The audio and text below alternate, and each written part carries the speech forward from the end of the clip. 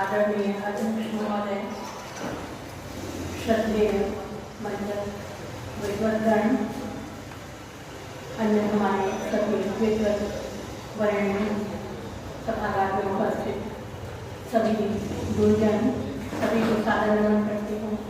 माँ शारदे को नमन करते हुए आदरणीय डॉक्टर गणेश दत्त सरस्वती की पुण्यतिथि को सादर नमन करती हूँ, जिसके उपलक्ष्य में हम सब यहाँ एकत्रित हैं।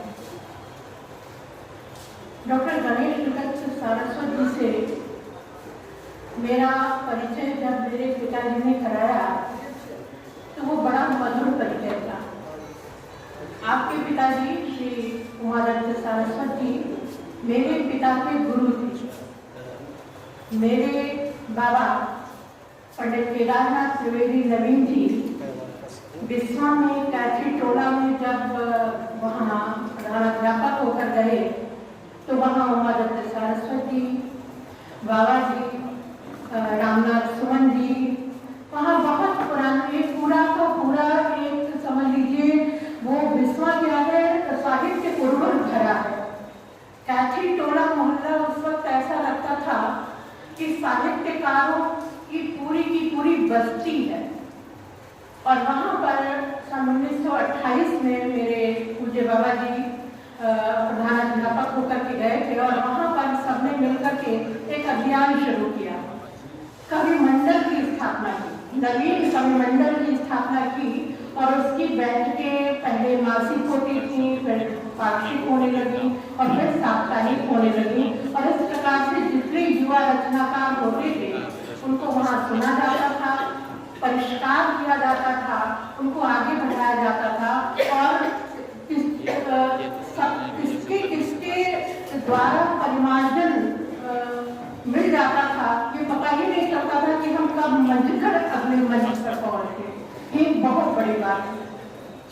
तो जब मैं इंटर की विद्यार्थी थी और यहाँ पर समस्या पूर्ति कार्यपाठ में भाग लेने के लिए हिंदी सभा के मंच पर अपने पिताजी के साथ आई तो मेरे पूज्य पिताजी मानस मरहम के पंडित रामचंद्र त्रिवेदी जी, उन्होंने मेरा परिचय जब सरस्वती से कराया तो सबसे पहले कहा कि ये हमारे गुरु भाई हैं और तुम्हारे चाचा जी। तो उस दिन से मैंने हमेशा उनको चाचा जी कहा और पिताजी के गुरु जो हमारे बाबा जी थे उमादत्त सरस्वती उनको बाबा जी ही कहा।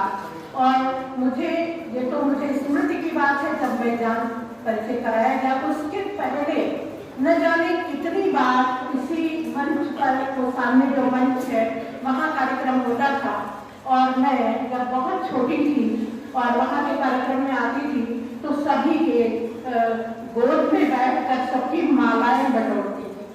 आज जब ये माला मुझे पहनाई गई तो ऐसे ही सब निकाल के रख देते थे और मेरा एक ही काम होता था कि चुपचाप सबकी मालाएं बटोर लेना और अपने गले में पहन लेना। मतलब इतनी सारी माला और सब खुशी मुझे अपनी माला दे देते। आज देखिए उसी सभागार में मालाएं बटोरते बटोरते मैं भी माला पहनने का सौभाग्य पा गई। तो ये जो अब ये माला को माला से जोड़ ली थी, बाबा से चली माला ये पोती तक आ गई। एक पूरी पीढ़ी है, यहाँ पर एक ही पोती नहीं खड़ी है। अभी आपने निरुपमा जी को देखा, रूप जी से भी इसी तरह से मेरा परिचय मेरे पिताजी ने कराया था। और मैं जब इस मंच पर आती थी तो मुझे लगता था कि मैं अपने शैशव में लौट आई हूँ। फिर जब लखीमपुर खीरी में भगवान वीराली कन्या डिग्री कॉलेज में मैं हिंदी प्रवक्ता के पद पर नियुक्त हुई तो वहाँ से बच्चों को लेकर आती थी। मेरी विद्यार्थी यहाँ बैठी हैं रचना भारती जी, इनको भी लेकर के मैं आई हूँ यहाँ पर। तो इस तरीके से यहाँ पर जब आती थी तो यहाँ मुझे भूल जाता था कि मैं बच्चों को लेकर खुद एक बच्चा हो जाती थी और मुझे यहाँ आकर के इतना सुकून, इतनी शांति मिलती रही हमेशा। और आज भी मैं उसी गर्व का अनुभव कर रही हूँ। आज मेरे पिताजी का श्राद्ध है और उनके गुरु भाई की जन्म जयंती है। इससे बढ़कर के पितृपक्ष में श्रद्धा अर्पित करने का मुझे और कौन सा सौभाग्य मिलेगा। सरस्वती जी से कई रूपों में कई प्रकार से मुझे बहुत कुछ सीखने को मिला। वो एनसीसी के प्रभारी थे, मेजर रैंक में थे, मेरे पास भी एनसीसी का चार्ज था। और जब मेरा कंबाइंड बटालियन के अनुसार जब लखीमपुर में मैं लखनऊ ग्रुप में आ गई तो कई बार मेरा सबसे पहला जो परीक्षा का सेंटर पड़ा वो RMP कॉलेज पड़ा। और वहाँ पर हालांकि उस वक्त वो NCC का चार्ज दूसरे को सौंप चुके थे, लेकिन वहाँ मेरी मुलाकात उनसे हुई और उन्होंने मुझे वहाँ पर NCC से संबंधित बहुत सारे, क्योंकि वो मेरा पहला यहाँ पर, मैं पहले बरेली ग्रुप में थी गर्ल्स बटालियन में और फिर यहाँ आई, तो उनका मार्गदर्शन NCC में मुझे मिला। इसके पूर्व सन 1986 में और 1989 में 2 बार साक्षरता निकेतन में हम लोग, मैं लखीमपुर से गई थी और आप यहाँ से RMP कॉलेज से गए थे NSS के किसी कार्यक्रम में भाग लेने के लिए, और वहाँ पर हमें तुरंत एक स्क्रिप्ट प्रस्तुत करनी थी। मैंने जल्दी जल्दी बैठ करके एक लघु नाटिका लिखी और वो हम लोगों को प्रस्तुत करनी थी। चाचा जी ने तुरंत उसका वो थे, और हमारे खमरिया के मिश्रा जी थे, वो भी NCC के थे, वो भी वहाँ पर आए हुए थे। मतलब हम लोग कई लोग परिचित लोग थे और हम लोगों ने मिलकर के उस स्क्रिप्ट का इतना त्वरित और स्वाभाविक प्रस्तुतिकरण किया कि वहाँ भूरी भूरी प्रशंसा हुई। और बाद में उस स्क्रिप्ट को वहाँ के साक्षरता निकेतन में उन्होंने और अधिक उस हमारी स्क्रिप्ट हमसे ले ली और उस पर एक लघु नाटिका बाकायदा टेलीफिल्म के रूप में बनाई, उसको और विकसित करके हम लोगों से अनुमति दी कि इसका कॉपीराइट आप इस पर मत करिएगा, इसको मैं यहाँ पर रखूँगा। और वहाँ पर उन्होंने उससे एक टेलीफिल्म बनाई उसी चीज पर साक्षरता से संबंधित। तो ये वहाँ भी उन्हें उनका मार्गदर्शन मुझे पद पर मिलता है। हिंदी सभा में यहाँ जब भी मैं आती थी, मुझे स्मरण है 2007 में यहाँ गोष्ठी का विषय रखा गया था तुलसी का मंगल आचरण।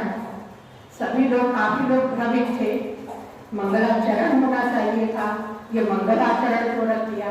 अरे विषय है तो विषय पर आपको जो समझ में आए वो आप बोलिए, लेकिन उसमें विषय पर नुक्ताचीनी करने का अधिकार किसी को नहीं है। लेकिन यहाँ पर बहुत सारे लोगों ने ऐसा किया। मैंने उसमें दोनों को बोला, बहुत खुश हुए, बहुत आशीर्वाद दिया। और आदरणीय रमण त्रिवेदी जी जिन लोगों ने मिल करके वो विषय रखा था, तो उन लोगों ने पूरी संतुष्टि के साथ कि विषय की पूरा का पूरा प्रतिपादन इस वक्तव्य में हुआ है, ऐसा उन्होंने कहा। और ये मेरे लिए संजीवनी था, ये एक प्रकार से सर्टिफिकेट था कि मैंने इस विषय को सही समझ पाया था। तो इस तरीके से जाने अनजाने मुझे उन्हें कदम कदम पर उनका मार्गदर्शन मुझे मिलता रहा और वात्सल्य भी मिलता रहा। और मुझे बिटिया जी कहते थे, मुझे गर्व होता था जो पापा ने कहा था कि तुम्हारे चाचा हैं, तो मैं उन्हें चाचा जी ही कहती थी और वो मुझे बिटिया ही कहते थे। तो ये एक ऐसा संपर्क था। और जैसा कि आप सभी जानते हैं, अभी और लोगों ने भी बताया कि वो कहीं मंच पर या कुर्सी पर या कहीं फोटोग्राफी में कहीं आने के लिए, हाईलाइट होने के लिए वो कभी लालायित नहीं थे। मुझे स्मरण है कि यहाँ कार्यक्रम चल रहा होता था और बाकी कार्यक्रम में जहाँ उनकी उपस्थिति अनिवार्य होती थी, उतनी देर वो होते थे, फिर वो वहाँ बैठे होते थे कुर्सी डाल करके, वहाँ पर कुर्सी डाल करके वो बैठे होते थे और बहुत सारी समस्याओं को सुन समझ रहे होते थे और सबकी समस्याओं का समाधान कर रहे होते थे। तो ऐसे थे आदरणीय सारस्वती। तो ऐसी महान विभूति की छाया में हम सब हैं। तो अभी जैसा कि एक प्रस्ताव आया था कि मानस चंदन का एक अंक उन पर आधारित पूरा अंक निकलना चाहिए, वो भी एक उपाय है। और एक और भी उसका प्रारूप हो सकता है कि अगर अब हम उनका अभिनंदन ग्रंथ उनके जीवन काल में नहीं निकाल सके तो कोई बात नहीं, लेकिन हम उनकी स्मारिका निकाल सकते हैं।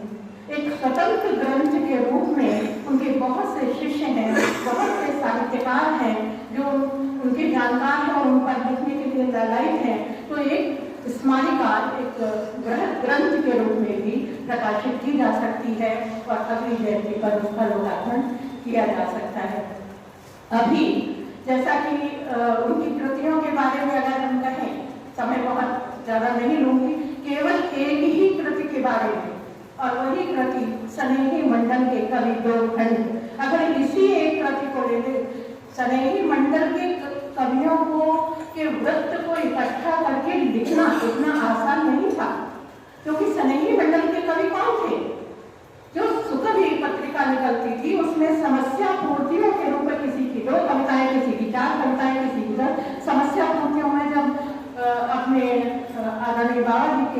संबंध में शोध ग्रंथ लिख रही थी, उस पर रिसर्च कर रही थी और अमीर उद्दौला लाइब्रेरी में सुकवि, विशाल भारत और काव्यकुट इनकी सभी प्रतियां निकाल रही थी। मैं सुबह से शाम तक पसीने पसीने हो जाती थी। 8-10 अंक निकल गए, फिर कहीं एक कविता मिलती थी, फिर कहीं एक अंक निकल गए, फिर कहीं 2 कविताएं मिलती थी। तो वहाँ के लाइब्रेरियन ने मुझसे पूछा कि बेटा तुम्हें क्या चाहिए, तो मैंने उनको बताया और उन्होंने मेरा इतना सहयोग किया, मैं उनका एहसान कभी नहीं भूल सकती, मैं उनकी आजीवन ऋणी रहूंगी। उसके बाद वो क्या करते थे, सुकवि और इनकी सबकी फाइलें निकलवा करके अपने काउंटर पर रखवाते थे और उसमें जहाँ जहाँ भी पंडित केदारनाथ त्रिवेदी, नवीन सीतापुरी का लिखा होता था वहाँ पर कागज की टुकड़ी लगा देते थे निशान के रूप में और ऐसे तो 10 मिनट बैठ करके लिखो, तुम्हारा सारा दिन तो इसमें ढूंढने में निकल जाता है, तुम लिखोगी कब और तुम्हारे पास 3 ही महीने का समय है, उसमें तुम्हें शोध ग्रंथ प्रस्तुत करना है, लघु शोध के रूप में मेरा वो प्रश्न पत्र था।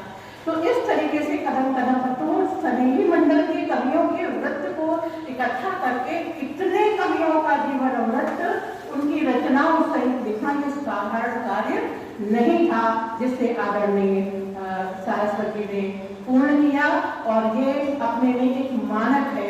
हिंदी शब्दों की जो एक अबाध समर्पित प्रतिभा थी उसका ये परिचायक है। इसी प्रकार से उनकी तमाम कृतियां हैं जिनसे आप सभी परिचित हैं। मैंने अभी सभी कृतियां नहीं पढ़ी हैं, मैंने केवल हिंदी कला और कल ये उनकी रचना पढ़ी है और स्नेही मंडल की कवि पढ़ी है और कुछ उनकी फुटकर रचनाएं पढ़ी हैं। अभी अधिकतर साहित्य उनका जो रचित साहित्य है वो अभी पढ़ने का मुझे सौभाग्य नहीं मिला। अभी भाई हमारे मछलेटा के भाई साहब यहाँ पे थे, मैं उनको भी नमन करना चाहती हूँ कि क्योंकि मेरे जो पिताजी हैं वो अखिलेश त्रिवेदी जी का भी स्मरण किया करते थे और उनके योगदान के विषय में भी पुराने जमाने के जितने भी कवि थे उनके बारे में बताया करते थे। नाम मुझे स्मरण है बहुतों के और भी लोग यहाँ पर अभी जैसे दीदी बैठी थी वो कायदे से दीदी क्या वो तो मेरी बुआ जी हो गई थी, रूप जी को मैं बाबा जी कहते थे। रूप जी, राम जी, कपूर जी, शंकरनाथ मल्होत्रा जी, ये सब क्योंकि बाबा के साथ के थे तो इन सब को मैं जब विद्यार्थी जीवन से आती थी तो बाबा कहती थी और इस नाते से वो मेरी भी बुआ हो गई तो भी वही हंस रही थी कि मुझे यहाँ आकर तो इतनी बड़ी नतीजी मिल रही है। तो ये सारी चीजें, साहित्य का परिवार ऐसे ही बढ़ता फलता और फूलता है और यही साहित्य की समृद्धि के शुभ लक्षण हैं। जिस दिन साहित्य का परिवार इस तरह से अपनी शाखाएं फैलाना बंद कर देगा, समझ लीजिए साहित्य सिकुड़ जाएगा, साहित्य उस दिन अपने में सीमित हो जाएगा। इसलिए साहित्य की शाखाओं को बढ़ने के लिए इस प्रकार के संपर्क, व्यक्तिगत संपर्क भी, एक दूसरे का हालचाल जानते रहना भी, ये भी बहुत जरूरी है। साहित्यकार को भूले नहीं। अब मैं अपनी कुछ पंक्तियों के साथ अपनी वाणी को विराम देती हूँ।